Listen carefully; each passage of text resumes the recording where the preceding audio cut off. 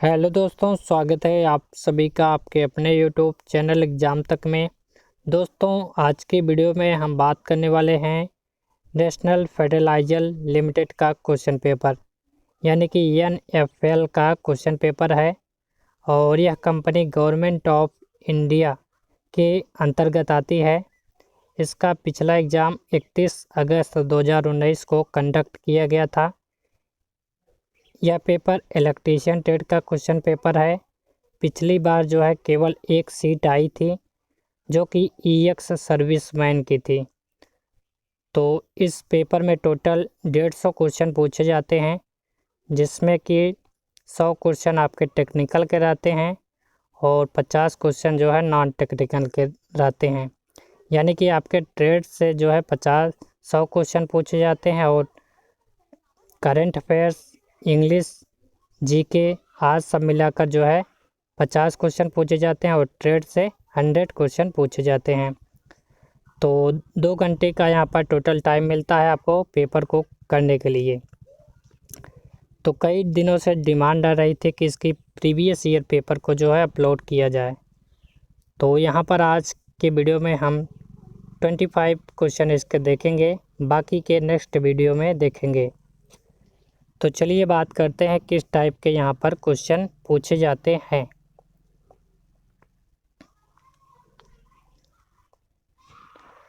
तो यहाँ पर पहला क्वेश्चन है, एक रेल इंजन को दूषित मोटर बदलना है तो किस प्रकार के मोटर का चयन करोगे। तो यहाँ पर किस प्रकार के मोटर का प्रयोग किया जाता है। DC श्रेणी मोटर का प्रयोग किया जाता है, यानी कि DC सीरीज मोटर का प्रयोग यहाँ पर प्रयोग किया जाता है। ऑप्शन नंबर 1 इसका करेक्ट आंसर है।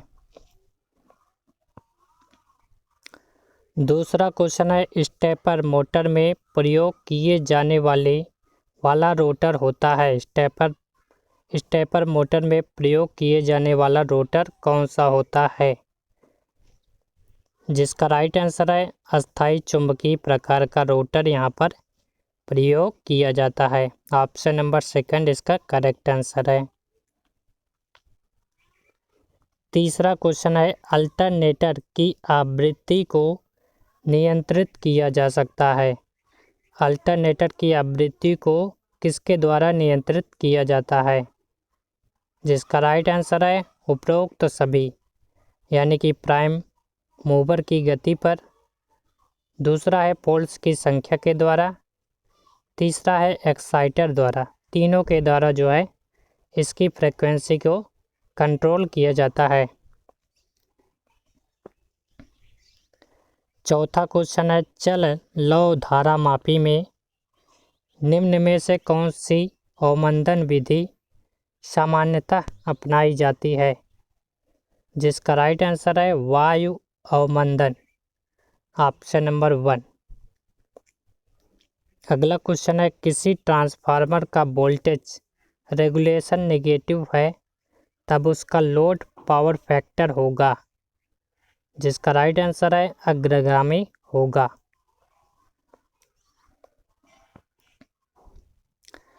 क्वेश्चन नंबर 6 है, एम्पलीफायर की कौन सी क्लास में सबसे अधिक विकृति होती है। किस प्रकार के एम्पलीफायर की क्लास में जो है सबसे अधिक विकृत होती है, तो वह क्लास है क्लास C।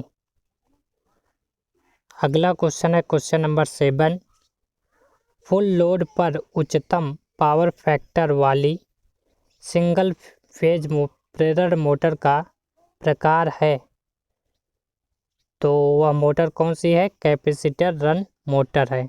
ऑप्शन नंबर 1 इसका करेक्ट आंसर है। अगला क्वेश्चन है, वाटर कूलर में किस मोटर का प्रयोग किया जाता है। वाटर कूलर में जो है किस प्रकार के मोटर का प्रयोग किया जाता है, तो यहाँ पर कैपेसिटर स्टार्ट मोटर का प्रयोग किया जाता है। अगला है, विद्युत पंखे में कैपेसिटर लगाने का उद्देश्य क्या होता है। विद्युत के पंखे में कैपेसिटर क्यों लगाया जाता है। इसका राइट आंसर है फेज अंतर को पैदा करने के लिए इसको लगाया जाता है। अगला है एक 144 एच की बैटरी है। इसको 8 एम्पीयर का करंट अगर प्रवाहित करना है तो कितने घंटे तक यह बैटरी चलेगी। तो इसको सॉल्व करेंगे तो 18 घंटे इसका राइट आंसर आ जाएगा।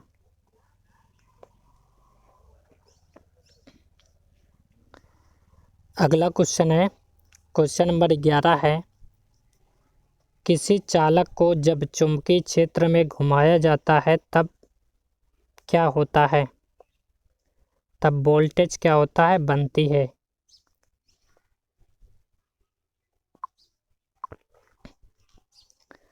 अगला क्वेश्चन यहाँ पर देखेंगे। अगला क्वेश्चन है, ट्रांजिस्टर चिन्ह में बाहर की ओर इशारा करने वाला तीर क्या कहलाता है। ट्रांजिस्टर में जो बाहर की ओर तीर इशारा करता है उसे क्या कहते हैं, तो उसे एमीटर कहा जाता है। अगला क्वेश्चन है, निम्नलिखित में से कौन सा बाइनरी नंबर 20 के बराबर है। तो 20 का बाइनरी नंबर आप निकाल लेंगे, ये काफ़ी सिंपल है। अगला क्वेश्चन पूछा गया था, ट्रांसफार्मर में भंवर धारा क्षतियाँ निम्न होती हैं, जिसका राइट आंसर है कोर। अगला क्वेश्चन है, निम्नलिखित में से किसका माप पोटेंशियोमीटर से नहीं किया जा सकता। तो किसका माप जो है पोटेंशियोमीटर से नहीं किया जाता है, जिसका राइट आंसर है पावर। शक्ति का माप जो है पोटेंशियोमीटर से नहीं किया जाता है। अगला है, माइक्रोफोन किस प्रकार का ट्रांसड्यूसर है। माइक्रोफोन जो है किस प्रकार का ट्रांसड्यूसर है, सही आंसर है दाब। अगला क्वेश्चन है, निम्नलिखित में से किस उपकरण के लिए सबसे कम रेटिंग की मोटर की आवश्यकता होती है। तो किस उपकरण के लिए जो है सबसे कम रेटिंग की मोटर की उपयोगिता होती है, जिसका राइट आंसर है बिजली की घड़ी के लिए। अगला है, तुल्यकाली मोटर निम्नलिखित पर चलती है। तुल्यकाली मोटर जो है एसी और डीसी दोनों पर चलती है। अगला है, अगर पोल पिच 8 है और पोलों की संख्या भी 8 है तो आर्मेचर में प्लॉटों की संख्या ज्ञात करें। तो प्लॉटों की संख्या बराबर होता है पोल पिच गुणे पोलों की संख्या, तो 8 गुणे 8 कर देंगे तो 64 इसका करेक्ट आंसर आ जाएगा। अगला है, वितरित वाइंडिंग में सभी कुंडलियों के लिए समान होती है, जिसका राइट आंसर है क्या समान होती है, पोल पिच यहाँ पर समान होती है। अगला है, 100 वाट 230 वोल्ट वाले दो लैंपों को 230 वोल्ट पर श्रेणी क्रम में लगाया जाता है तब बिजली की खपत होगी। तो कितनी खपत होगी, टोटल 50 वाट यहाँ पर खपत होगी। अगला है, अगर ट्यूबलाइट में चोक नहीं लगाया जाए तो वह अगर ट्यूबलाइट में चोक नहीं लगाया जाएगा तो वह क्या हो जाएगी, फ्यूज हो जाएगी। ऑप्शन नंबर 4 इसका करेक्ट आंसर है। अगला है, एसी परिपथ में फॉर्म फैक्टर का मान कितना होता है। ये क्वेश्चन जो है लगभग सभी एग्जाम में पूछा जाता है, ज़्यादा से ज़्यादा बार इसको पूछा जाता है। तो इसका राइट आंसर है 1.11। अगला है, प्रदीप्त घनत्व की इकाई होती है। तो प्रदीप्त घनत्व की इकाई क्या होती है, लक्स होती है। ऑप्शन नंबर 3 इसका करेक्ट आंसर है। और कोण की इकाई क्या होती है, रेडियन। और ठोस कोण की इकाई क्या होती है, स्टेरेडियन। अगला है, 250 वोल्ट से कम की वोल्टता कहलाती है low voltage, low tension, high tension, medium tension या फिर EST। तो यहाँ पर करेक्ट आंसर है लो टेंशन। 250 वोल्ट से कम की वोल्टता क्या कहलाती है? लो टेंशन कहलाती है। तो यहाँ पर जो है टोटल 100 क्वेश्चन है। वीडियो थोड़ा सा लंबा बन जाता है, इसलिए जो है हम छोटा रखते हैं। तो अगला क्वेश्चन है, बस बार में प्रयोग की जाने वाली धातु है। बस बार में कौन सी धातु प्रयोग की जाती है?